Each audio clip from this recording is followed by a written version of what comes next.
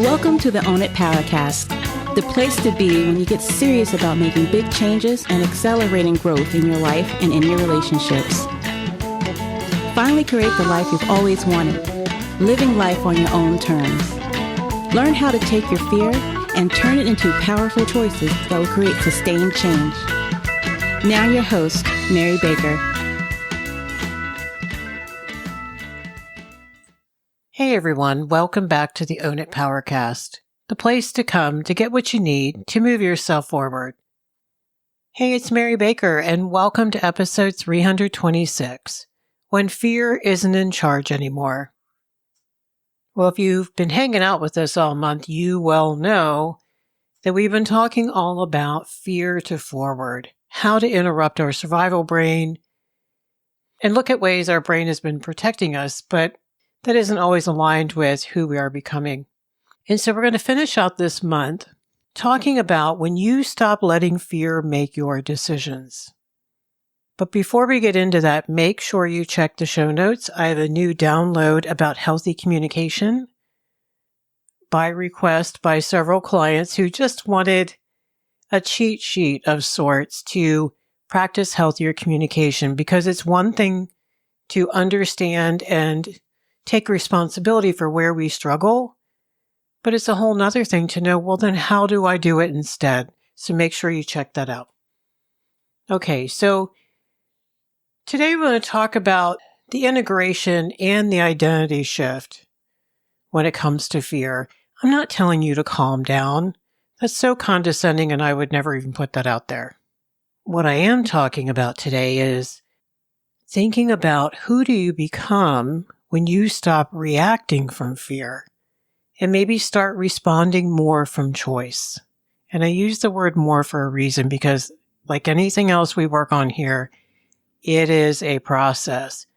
Back and forth, 3 forward, 2 back, sometimes frustrating, sometimes really exciting.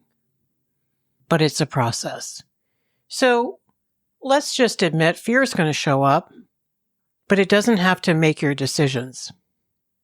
Not anymore, even if it has. And if it has, it's not your fault. If you've been listening long enough, you know why. It doesn't have to run your relationships where you're so often focused on others and their thoughts, their feelings, their actions, and of course, most importantly, their perceptions of you. And fear doesn't have to shape how you see yourself. Like what you are and aren't capable of. What you are as a person character-wise, and what matters most to you.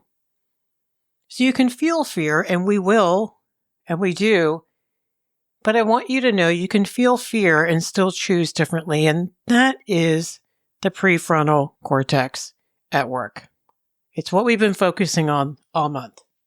So we want to talk about the shift from reaction to response. Now we know that reaction is fast, it's urgent, it is self-protective. It feels familiar. Your brain has automated it, so much so that we do it so quickly before we even realize or have time to stop it at first. So it's usually coming out of our limbic system. Now, response is slower, more intentional, with some thought and probably a whole lot of deep breathing. It's more grounded, I think. And hopefully it's not based in fear, but in our truth. And we can hold both at the same time. We can be afraid and stand firm in our boundary, as an example. And hopefully our responses are aligned with our values, our true feelings, and our intuition. That is something I have been working on for years. And when I started doing this many years ago, it was a huge shift for me. Huge. It's everything. It's all the confidence work that you guys have been doing here, and how do you put it out there in real time? Again, the goal is not to eliminate, because we can't do that. It's to stop obeying it, to stop letting it run the show. But stopping before responding is key, and that's that process I mentioned in the beginning today. But here's the thing. First, you need to be convinced that it's even safe to do so. And even if intellectually, theoretically, you're like, sure, Mary, I know.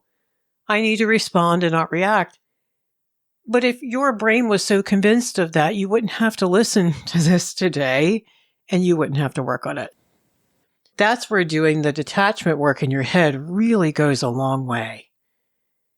And you might need to do this for a hot minute before you can actually do it when confronted in real time. And you're going to have support around you. And one example of giving your brain the proof is the why it's okay.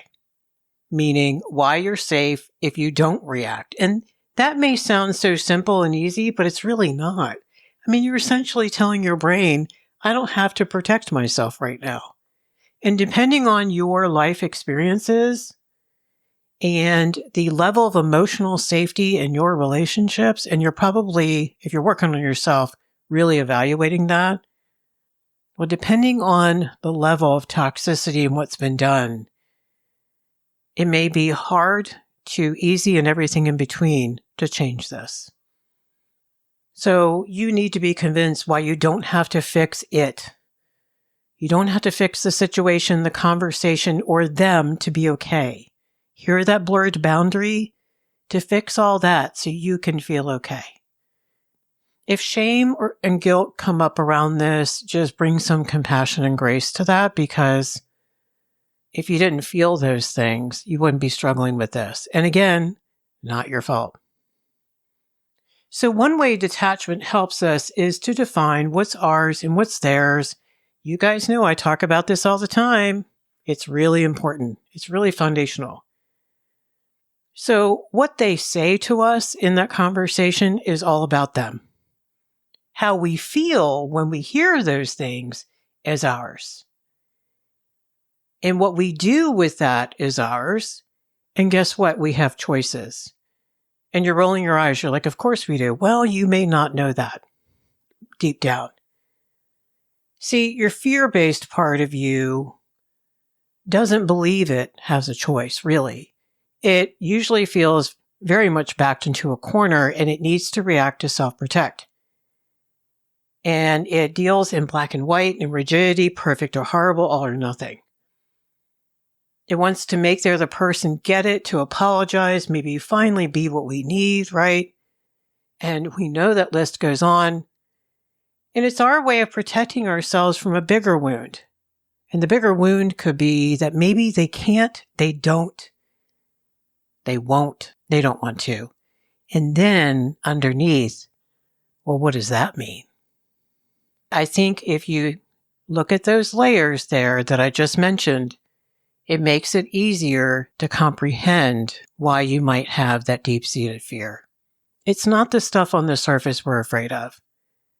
It's the abandonment, it's the rejection, it's the shame and fear that come up in a nasty combo that make us self-protect because we're worried about losing big stuff.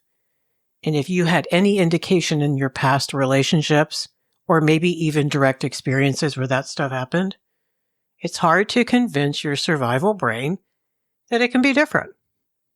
So that's why, and back to the detachment work, a lot of this work is front-loaded before we actually do it, because you need to convince your brain. You need to get different beliefs going. So for example, like just because they lashed out at you in such an unsafe way doesn't mean you have to respond, i.e. react. In fact, if they really demand an instant reaction, well, what does that tell you about their level of toxicity? I know it tells me a hell of a lot. So here are some, just because this don't mean that. You ready? Just because they're being rude doesn't mean I have to convince them of that. Imagine that. Now, before I go on, I'm trying to convince them because there's a fear underneath of that. Pop quiz, what do you think that is? If they don't see that they're being rude, they might continue to hurt us. And then underneath that is, oh crap, if they want to do that, what am I going to do? Okay, so in the just because, we want to gently separate other people's behavior from our automatic reactions. So just because they're upset doesn't mean I have to fix it. Just because they're disappointed doesn't mean I necessarily did anything wrong. Just because they're quiet doesn't mean I need to chase or overthink. Just because they don't respond right away doesn't mean I need to fill the space. Just because they disagree with me doesn't mean I have to defend myself immediately and over-explain and all the things. Here's a tough one. Just because they're uncomfortable doesn't mean I need to make it all better. Just because they're in a mood doesn't mean it's about me. Just because they expect me to say yes doesn't mean I have to. Just because they're used to me over-giving and people-pleasing doesn't mean I have to keep doing it.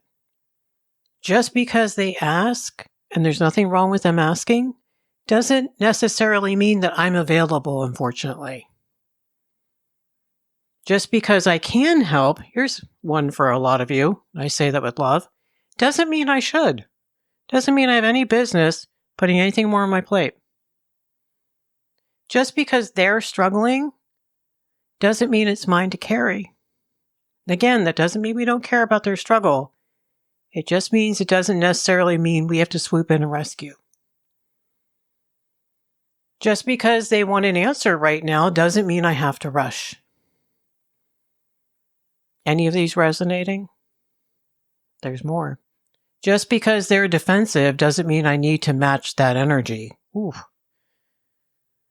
Just because they misunderstand me doesn't mean I have to over-explain. I'm going to leave that there for a moment. For those of you dealing with manipulators, you know what I'm talking about. Just because they push back on my boundary, on what I say I need, doesn't mean I'm wrong. Now, for a lot of these, you want to stop and say, okay, that's about them. What's on my side? Is my side clean? Do I have anything to really be guilty for or clean up or tweak or apologize for or own or whatever? That's the only part I want to look at. And that is why, guys, you need support, you need coaching, you need a group, you need some people around you to say, there's nothing wrong with you asking for that today. Or, of course, you need that. Or, that's not selfish, that's self-care. Or, that boundary's pretty darn healthy, and here's why.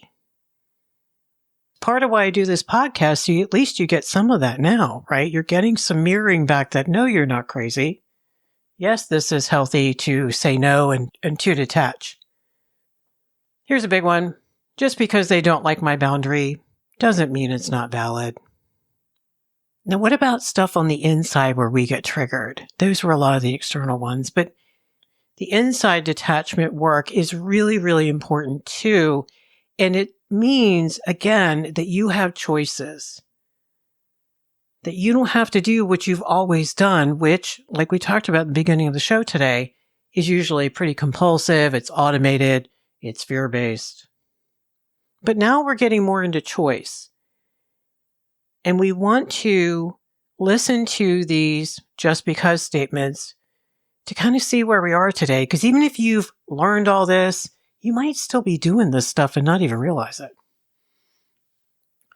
So here's an example of what I mean. Like, just because I feel anxious doesn't mean something is necessarily wrong. It could just mean that I'm feeling some anxiety and I don't know where it's coming from. Just because I feel some urgency doesn't mean I need to act right away or at all. I can learn to sit with some uncomfortable feelings, in other words. Just because I feel guilty, here's a big one, doesn't mean I've really done something bad. Because and you guys who have been working on this stuff, guilt's going to come up in the most inappropriate ways because you grew up with guilt being used in inappropriate ways. It can also protect us from having needs, and that's a whole nother episode. Just because this feels uncomfortable doesn't mean it's unsafe. And again, that's why coaching and counseling and group support can be really helpful for you to tease that out. I might feel really uncomfortable because I have to grow. Like someone called me out on something that maybe was a good thing for me to look at. But unsafe is they shamed me and yelled at me and all the things while they were confronting me. That's not okay. That's unsafe. And just because I'm not sure doesn't mean I shouldn't move forward either. Just because they're having a reaction doesn't mean I need to absorb it and make it about me. I can, but I don't have to. And for those of you who grew up with your emotional boundaries violated, that can be a really big shift and a really important one. Just because they're really struggling with my growth doesn't mean I shrink. Of course they're struggling with my growth because guess what? It's not going to be the status quo anymore. And now maybe they have to grow or a relationship may change. I love this one. Just because they don't understand me doesn't mean I'm wrong.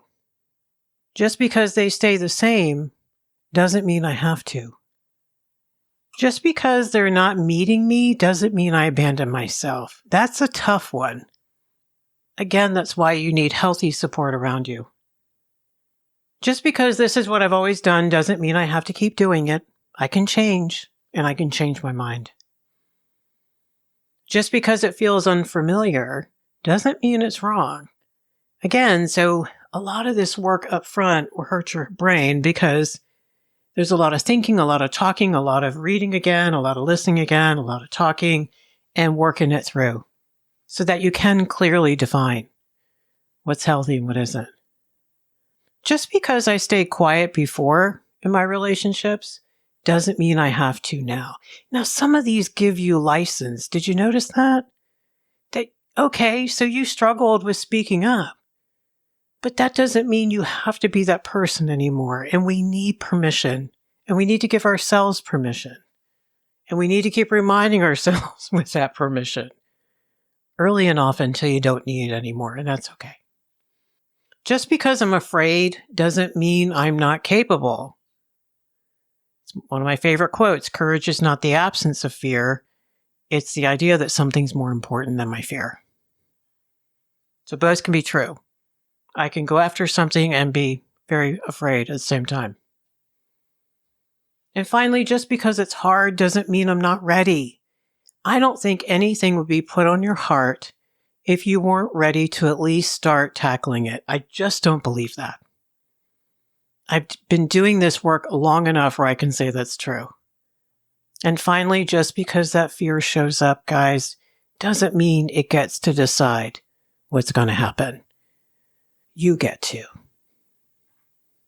So notice which ones hit you and which ones hit you the most. And that's probably where fear has been making decisions for you. And they're resonating now because you're ready to look at them. If they weren't, you'd still be in your happy denial around some of them. And it would not be unusual for you to really hear some of these and hear more of them a year from now. Because the more we grow, the more we unearth and the more we grow. So what changes when fear isn't driving? Well, this is where you start looking at living from your prefrontal. This is where you start thinking about pausing before you over-explain, as an example. This is where you stop trying to control other people's reactions and you let them have their feelings. Easier said than done. This is where you start practicing, maybe getting used to tolerating discomfort, because it's a practice, without fixing it immediately. And I think you need experience with that. You need to sit, let someone cry, let someone be angry, let someone sulk, and realize, hopefully, that there's a better outcome, that no one dies. They come out of the room eventually and say, look, I'm really sorry. That was just really hard to hear. And maybe, imagine, they use it for change. I've seen that happen too. Not always, but we have to let go of the outcome.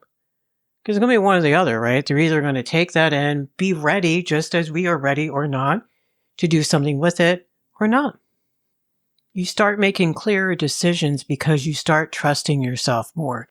Remember, we can't be reacting out of our limbic system and fear-based and protective and blurring the boundaries between us and others and feel self-trust.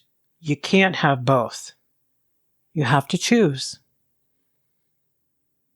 I hope you choose self-trust so that your life, no, it may not get easier, but it's sure going to get healthier and clearer and better, and you're going to feel more grounded. So I want you to think about the difference between acting out of fear and operating out of our values. And this is really huge. And this is a journey. Wherever you are on that journey, be proud of yourself, because a lot of people in our world don't do this. And I was just talking to someone on the episode that I'm going to have in the coming weeks. And we were talking about, gosh, if everyone did this, the world would be such a different place. So fear asks you, what keeps me safe right now?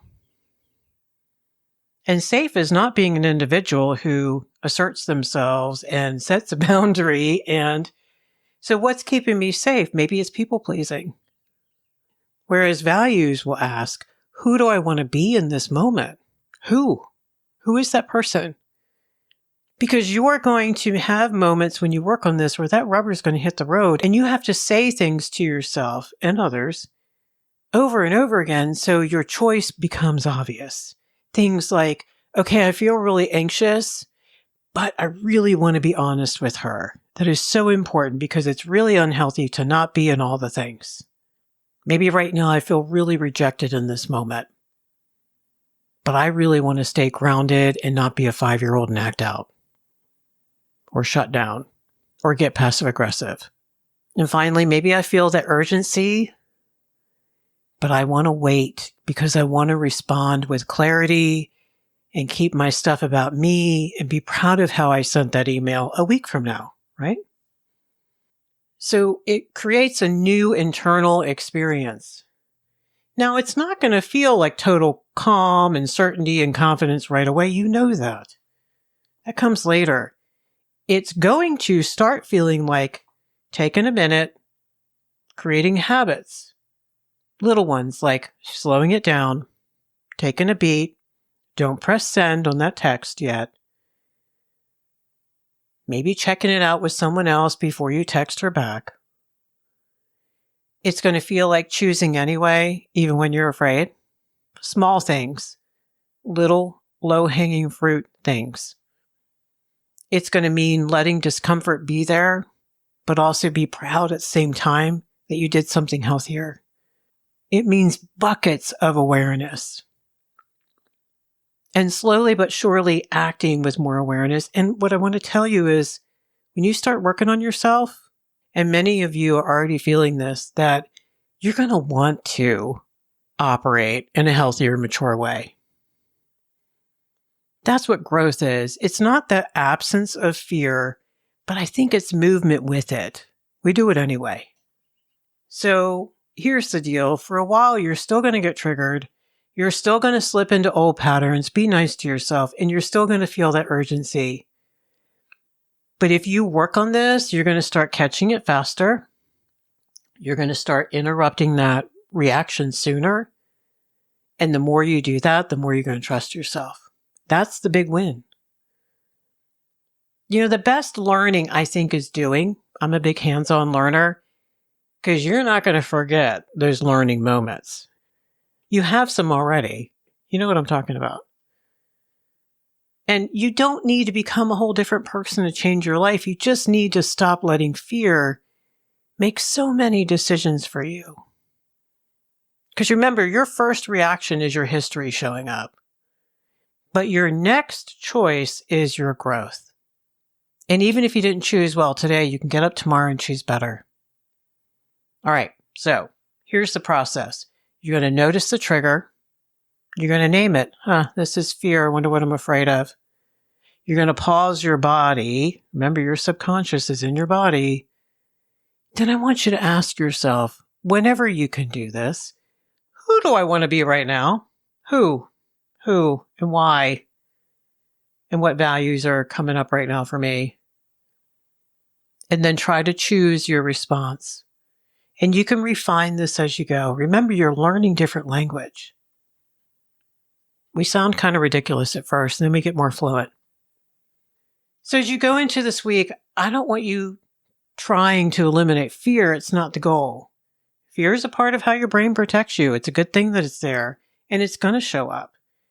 But what we've been working on this month is something different. It's learning how to recognize it, how to pause, and decide whether it actually gets to lead today. Because just because something feels really urgent doesn't mean it is. That's a trauma response, and that is not your fault. And I'm so sorry that that's been your MO. That is there for good reason. But you get to decide from here forward how you want to operate. Because there's that moment, and sometimes it's really small and it's really quiet, but you realize you get to choose. Not from panic, not from pressure, but from who you're becoming. And that's the work. Not being fearless, but just being aware enough to pause. Every time you pause, you're using a different part of your brain. That's where the power is. So today we close out this month by bringing everything together, meaning what it actually looks like to move out of reaction and into intention and thoughtfulness and practice. And when you begin to understand how fear shows up in your thoughts, in your body, in your feelings, in your communication, something really starts to shift. And you start to see that not every urge or emotion or sense of urgency needs to be followed. You can always freak out later, trust me. But I just want you to practice, what if I give this a minute? Then if I really need to be upset, I will. Or if I really need to say something, I can always do that. So it's not about getting rid of fear, it's about changing your relationship with it. You're going to start noticing where you've been automatically reacting. And I want you to think about what's possible when you pause long enough to choose instead. Okay. Thank you so much for being here today. I hope this was helpful. Wherever you are on this fear journey, be so proud of yourself. It takes a lot of courage and work to change the brain, but it's so worth it. And hopefully you're changing how you see yourself. All right, so pay it forward, keep focusing on you, and I'll see you next time. We hope you took away some useful insights and tools you can begin using right away. If you did, please leave a positive review and share on your social media. Because could you imagine if everyone in your life really got it together? Remember, own it now, so you can really own it later.